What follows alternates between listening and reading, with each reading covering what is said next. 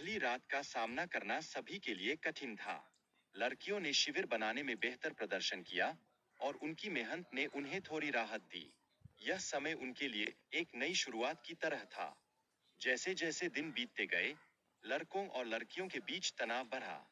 यह तनाव केवल उनके रिश्तों को नहीं, बल्कि समूह के भीतर प्राथमिकताओं और संसाधनों के वितरण को भी प्रभावित करने लगा।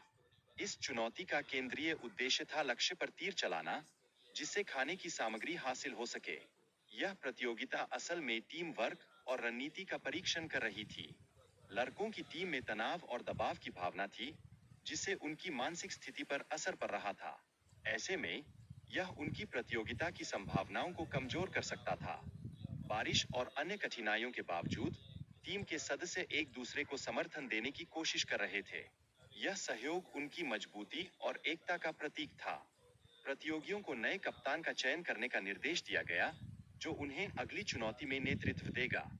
यह एक महत्वपूर्ण कदम था, जिसने उन्हें एक नया दिशा और उद्दीपन दिया। कैंप में शरण स्थलों की स्थिति और बारिश के प्रभाव को देखते हुए प्रतियोगियों को एक नए और बड़े तंबू के लिए प्रतिस्पर्धा करनी पड़ी। यह उनकी सुरक्षा के लिए बहुत जरूरी था। प्रतियोगियों के बीच दोस्ती और सहयोग की भावना बढ़ती जा रही थी, खासकर जब वे सामूहिक रूप से भोजन की खोज में जुटे थे। यह उनके लिए एक महत्वपूर्ण पहलू बन गया था।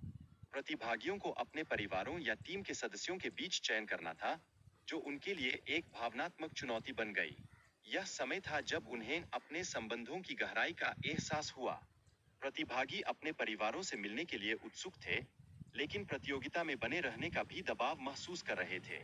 यह एक संघर्ष भरा परंतु मजबूत भावना का समय था। इस प्रतियोगिता ने भाईचारे और सामूहिक प्रयास की अहमियत को उजागर किया, जो सिर्फ व्यक्तिगत प्रयास से कहीं ज्यादा महत्वपूर्ण था। यह एक सीखने का अवसर था। प्रतियोगिता में डे 50 चैलेंज का माहौल उत्साह और तनाव से भरा हुआ था। प्रतियोगी अपने भोजन की मात्रा को लेकर रणनीति बना रहे थे, जिससे उन्हें आगे बढ़ने में मदद मिल सके। प्रतियोगी चॉकलेट में छिपे संदेश को पहचानने की कोशिश कर रहे थे। यह संदेश उन्हें अगले खाने के लिए महत्वपूर्ण जानकारी देता था, जिससे सभी की रुचि बढ़ गई। इस प्रतियोगिता के दौरान खिलाड़ियों की मानसिक स्थिति में सुधार होता गया। वे चॉकलेट के साथ अपनी ऊर्जा को बनाए रखने की कोशिश कर रहे थे, जिससे वे और अधिक सक्रिय रह सकें। प्रतियोगियों की उम्मीदें और सपने उनके कंधों पर थे, जिसके कारण मानसिक तनाव बढ़ रहा था। सभी के मन में घर लौटने की चाह थी, जो उन्हें मजबूत बनाए रख रही थी। प्रतियोगिता में लड़कियों ने जीत हासिल की, जबकि लड़कों को हार का सामना करना पड़ा। यह अवसर सभी के लिए एक सीखने का पल बन गया और कोई भी खाली हाथ लौटने नहीं लगा।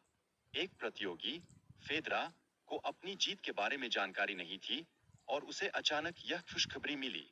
यह उनके लिए एक सुखद आश्चर्य था, जिसने उनकी खुशी को और बढ़ा दिया।